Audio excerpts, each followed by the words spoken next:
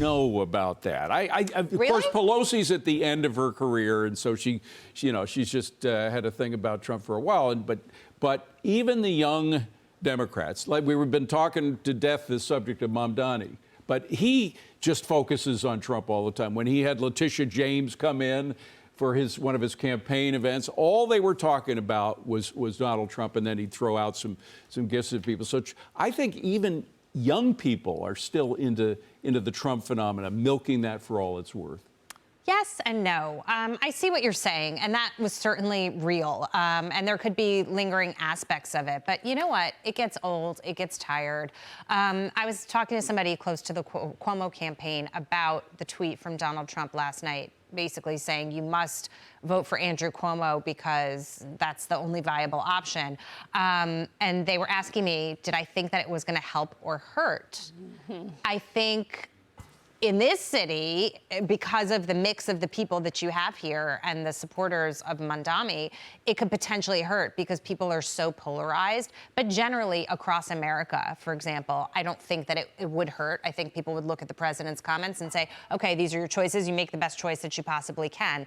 At a certain point, the Democrats got to get over the Trump derangement syndrome, and they've got to put up or shut up with real policies that work for people, and not sort of this lollygagging, daydreaming nonsense that they trick you with, and then they shove down your throat other things that don't work and destroy cities. So that's really, it's kind of like a little bait and switch here, but let's blame it all on Donald Trump. But what policies, Dagan, do they have? I mean, I think of somebody like Newsom, I mean, who is always on Trump just because virtually every policy he's put in place in California has failed miserably. Yeah, we put up that graphic.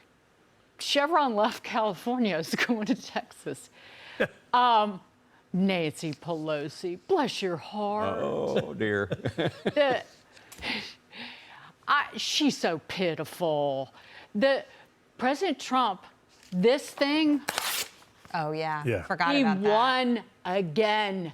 The Democrats did everything to ruin him and his family, and he won again. And the Republicans won the House, and the Republicans won the Senate.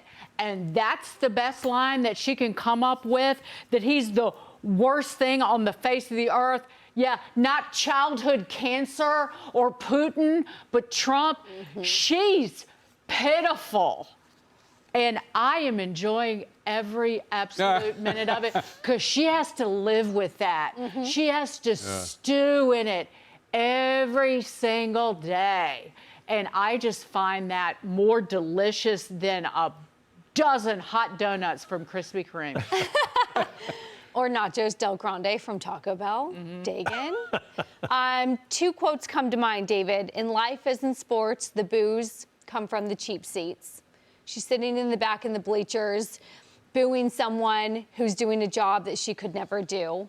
The other quote is that, I forget it, because I'm speaking live on television. But it was good in my head 5 minutes ago when I had mom brain and I could remember it. Anyways, basically, she's booing it because she's angry and doesn't have anything else to do. It came to me, the quote. You guys, this is what live TV is like with mom brain. It came to me. What Nancy says about Trump tells me more about Nancy than it does about Trump. Right. Bingo. She's steeping in her own bile. Yeah, she's just sitting around in it. Well, she's at the end of her career. No one's really paying attention to her anymore. She doesn't nearly have the gravitas that she had for all those years, and nobody really cares what she has to say anymore. Yeah, including Hollywood. And she got by the very way. rich doing it. She got very rich doing it.